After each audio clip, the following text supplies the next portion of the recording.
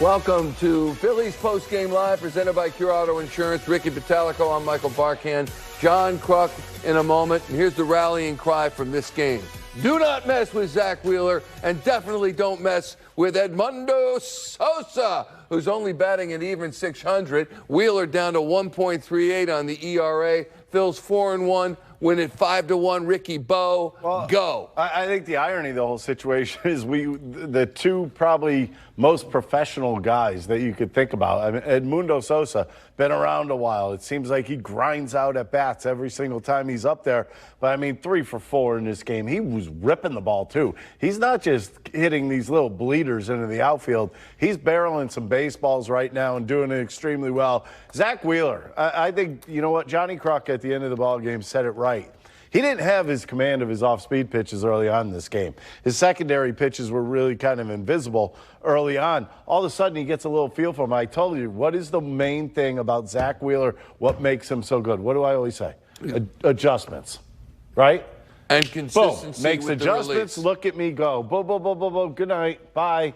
See you guys later. Makes one bad pitch. It wasn't even that bad of a pitch. It was kind of a high sinker to Goodman that was hit out of the ballpark. Other than that, I mean, his splitter really kind of came into play later on in the ball game.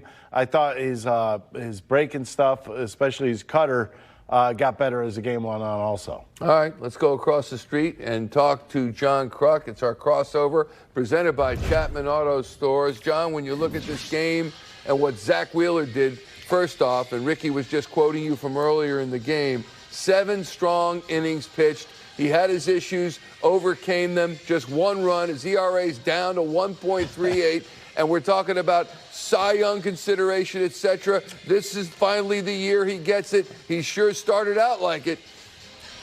Yeah, it's been a goal of Zach's to win that Cy Young. Last year was a close race with, finishing second to Chris Sale, but it's just amazing watching him pitch. And, we were talking to the Rockies announcers, and they said, what makes Wheeler so special? And, we say it all the time. He's a power pitcher, not a power thrower. And there's a big difference. And, Rick, you're right. Mentioned it during the telecast, but, his secondary pitches, he was not really clean with them early. But, I always thought as a hitter, if I can make my adjustments in the batter's box myself, I didn't need the coach to wait till the at-bat's over to ask the hitting coach what he saw. And that's what Zack can do. Zack can, make his adjustments on the mound, on the fly, and he made the adjustments. And, besides the home run from Goodman, I mean, it was just another dominating performance by Zack. Yeah, somebody's going to have to call in the police department or the fire department, because Edmundo Sosa is way too hot right now. This guy's putting together some incredible at-bats. Yeah, it's something. He went from Freeland throwing, 92 to 94, and then they brought in the last pitcher throwing 100, and he gets 2-0, and he just gets a fastball, and he started early and got it. But, it's going to be interesting tomorrow with Senzatella pitching a righty. What's going to happen with Edmundo tomorrow? Yeah. You would think he has to play somewhere. He's hitting everybody, righty, lefties, it don't matter. He's playing good defense. He's running the bases well. I mean, Rob Thompson's got himself a decision to make for tomorrow's lineup, and I wouldn't want to be him. Nor would I. John, how about this decision by Bud Black? I'm sure he's a nice guy and a great manager, but man, oh man, bottom of the 8th, and he sees Sosa coming to bat, and Kepler in there. Kepler's 0 for 3. Sosa's on fire, and he walks Kepler to get to Sosa. He was just asking to get punched in the face. Yeah, I thought they might try to pitch around Max to see if he could chase, but they never gave it that option. But look, righty lefty, I get it. Why you would make that move, try to set up the double play, but you're talking about one of the hottest hitters in the planet right now, and Edmundo Sosa, and it just backfired on Bud Black, and we were happy to see it. We sure were. Sure were. How about this, John? Bottom of the fifth, bases loaded, no out. This is, to me, this is how great this team is early in the season. You get struck out 3 straight times with the bases loaded, that's one you take right across the chin, and yet they stay the course, and they end up getting runs, and they end up winning this 5-1. That's tough to do. That's tough to take. Yeah, well, I tell you what, you strike out 3 times with the bases loaded, 3 consecutive at-bats, and you don't score a run. Normally, the other team, I don't know why this always happens, but, if you have the bases loaded, no outs, and you don't score, usually the other team will come back and score. But usually the other team doesn't have to face Zack Wheeler. And so, Zack shut him down. But, you think about this, we talk about last year's all the strikeouts. Game 1, 19 strikeouts, they win. Only 3 strikeouts tonight, and that was all in that 5th inning, I believe. Yeah, 5th inning. And that's the only strikeouts they had. And, so they're putting balls in play. To me, the approach is – the whole offense, pretty much, the approach has been fantastic. Nick's laying off pitches, Trey's laying off pitches. JT, they're having really, really good at bats when they need to have those good at bats. They sure are. This game could have been a big time blowout. It was it was 1 or 2 hits away from the Phillies winning this game by 15 runs. They're scoring 6 runs a game on the average. And they're doing that yawning. Think about that for a second. This team is legit. All right, John. Wait a second. I'll tell you this about, when you have good pitching, starting pitching, your offense relaxes. Because you know that, okay, well, if I didn't drive this guy in the 1st inning, we'll see if we can get him in the 3rd inning. But, when you have this starting staff, you don't have to panic. You do not have to panic. No. And because they're going to keep it tight. Yeah. I just want to make it clear we try to let you go, get you out of here early, and you said hold on. You wanted to keep going. I think you really like doing the post-game show, John. By the way, I'd like to get out of here at some point. Can you move on, Michael? I know you would. I had a moment of weakness. I ain't going to lie there. I love it. All right, buddy. We'll see you tomorrow. Thanks so much. Yep, bright and early. Bright and early. John Kruk joining us from the booth calling tonight's game with Tom McCarthy. Here's our eye on the mound. Presented by PG, you're disturbed. PG, and I mean the band too. PGW Energy for all of us. Zack Wheeler. Yeah. What a night he had. Yet again, 2 starts and 2 strong outings. Yeah, I got to start with, early on in this game, fastball command is what it's all about. I don't care who you are. If you are a good pitcher and you got a lightning arm, if you could locate your fastball, you're going to be that much better. I love the fact that they talk about him as this hard-throwing right-hander, but he's a pitcher. Yeah. He is a pitcher. Location. And by the way, you know what? You want to see the hard throwers. You want to know why the Phillies are scoring off of bullpens? Because you got guys that don't know how to pitch, that are throwing baseballs up to hitters in the bullpen. You watch Zack Wheeler pitch, and he will move the ball from side to side. He will try to elevate at times. He will drop a curveball at your back foot as a left-handed hitter and then throw a 97-mile-an-hour fastball on the outside corner, which is unhittable. This guy knows how to pitch. He knows how to set you up. He's a lot smarter than hitters think he is. And you put all that together, that just becomes a model for a Cy Young. Yeah. And I really believe he should already have one. This is a guy that could throw the daylights out of the baseball, but to me, he adjusts. And when you can adjust in game, I brought up the sole fact that he did not have his off-speed stuff early on in this ballgame. I'm watching him in the 1st inning. He's trapping it. He's trapping his splitter, throwing it in the dirt. He's not really throwing that cutter very well. The curveball's kind of loopy. And then all of a sudden, an inning later, you see him out there, and that splitter's nasty with 2 strikes. That cutter is cutting. The curveball's dropping. The sweeper's doing what it needs to be doing. This guy, he's a pitcher. He is a great pitcher. Numbers through 2 starts, 1-0 with a 1.38 in 13 innings pitched, just 5 hits allowed. Tonight, he allowed 3 hits. Here's a question for you, my friend. Yeah. Zack Wheeler, coming from the New York Mets, was already an elite pitcher. How much better is he the last several years with the Phillies? It seems as if he's in a whole different category. Would you agree with that? I think it comes down to relaxing.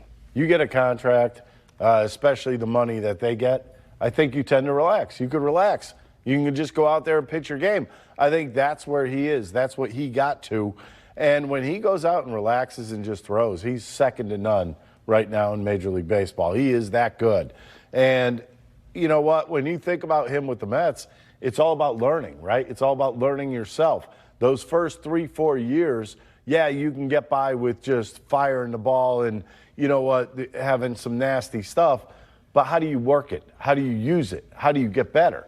That's where he is. That's where he has gotten when he got to the Phillies. And then each and every year with the Phillies, I feel like he's taken an extra step. Yeah. I mean, right now, he's gone 13 innings, right? Giving up 2 runs. He's like on cruise control. It's amazing. It doesn't That's look why like I say he he's seems not like putting he's it, at there's a no different effort. level. There's no effort that he has to put into this. And he's also a guy that you can't miss, like Ryan Howard used to be, and Jimmy, and Chase Utley, and Bryce Harper is, and Kyle Schwarber is. They come to the plate, now he's pitching. You can't miss a start of Zack Wheeler. He is that exciting. He's not going to bore you. He's that good. I mean, he will light you up on the strikeouts, but he also knows that he could get himself a double play ball here and there. He just knows, when you know how to pitch, you understand what it's about. You understand that it's not all about the strikeouts. You understand that sometimes you have to change things up. You have to maybe pitch backwards sometimes.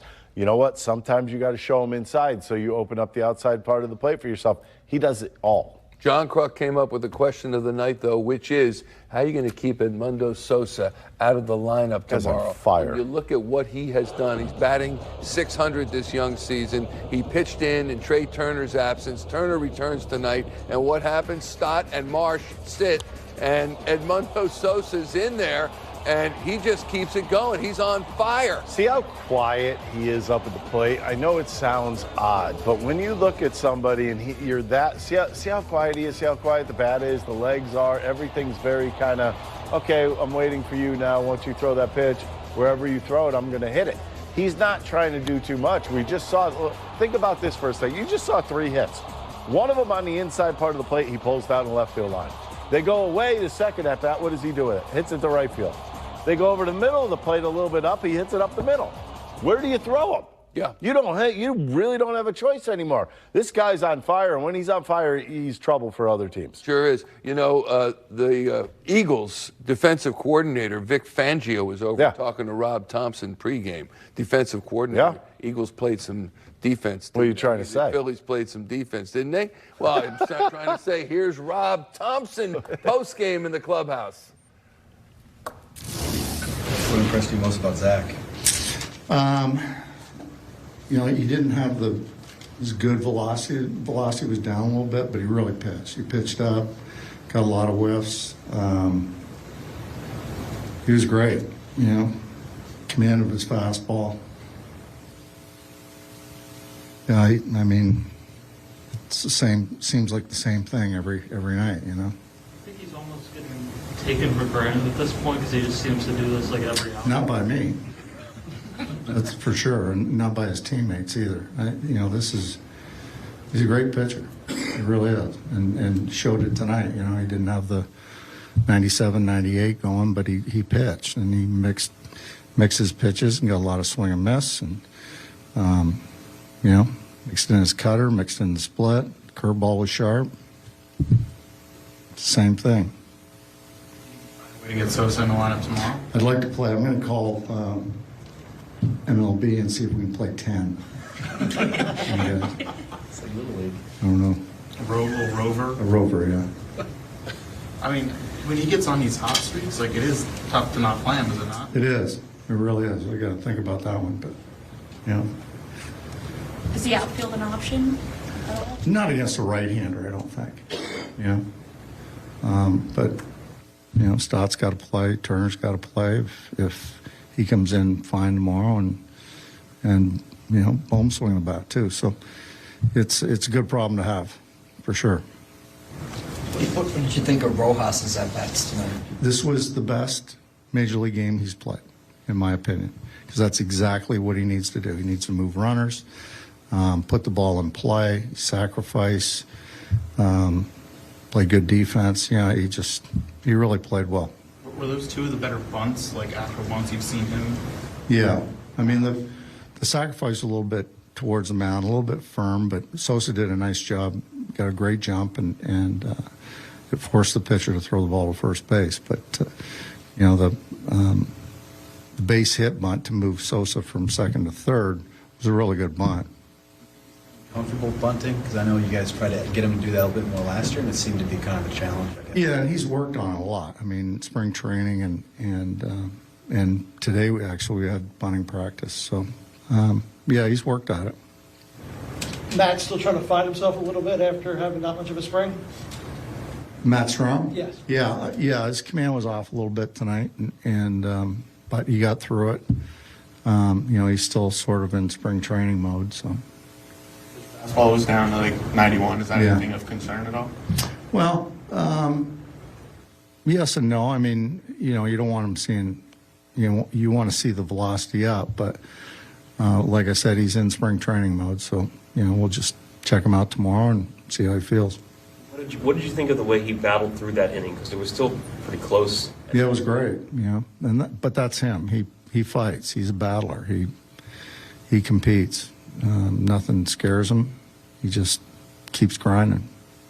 Had the bunt signed both times, or was that just his call? Well, we talked to him in the dugout before he went to the, you know, sort of gave him a heads up. Okay, if Sosa gets on, look to bunt for a base hit, and then Sosa hit the double. So, well, the first one was a base hit and then a wild pitch.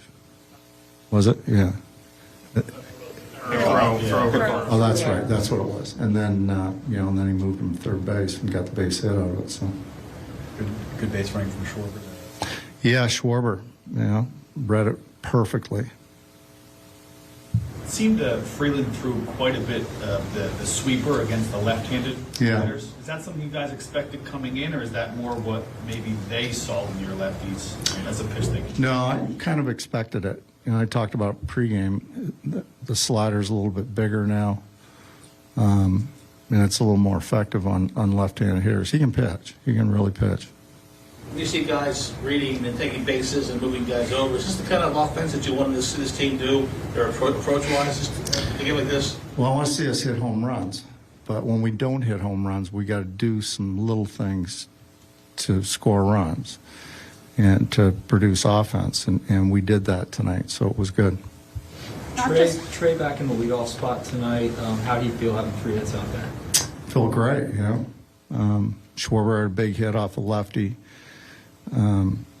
So, it worked out tonight. Just for Rojas, but any major leaguer that wants to bunt more, why could it be so uncomfortable? Why could it take time to learn how to bunt? Just because it's a different position that you're in. And, there's a certain bat angle that you want, and it's tough to, you got to get it out front. And sometimes it's tough. It's easy to practice because you're on a machine or you're off an arm that's throwing batting practice, but you get a guy throwing 98 miles an hour, it's a little bit more difficult. What do you say to the guys after that 5th inning? Bases loaded, nobody out, 2, 3, 4 hitters all strike out. It can be demoralizing. I know you guys still go on to win, but what do you say to the guys after an inning like that? Just keep going. Just keep getting. If you get runners on base, like we did, you're going to score. You're going to run into innings like that every once in a while, but you just got to keep getting runners on base. If you do that, you're going to score a run. Rob Thompson says he's calling MLB to see if we can play 10 players tomorrow because he wants to keep Edmundo Sosa in the lineup. Obviously joking, but we'll talk more about it. We'll hear from all the players in the clubhouse as we continue. Phillies Postgame Live presented by Cure Auto Insurance. Phillies win.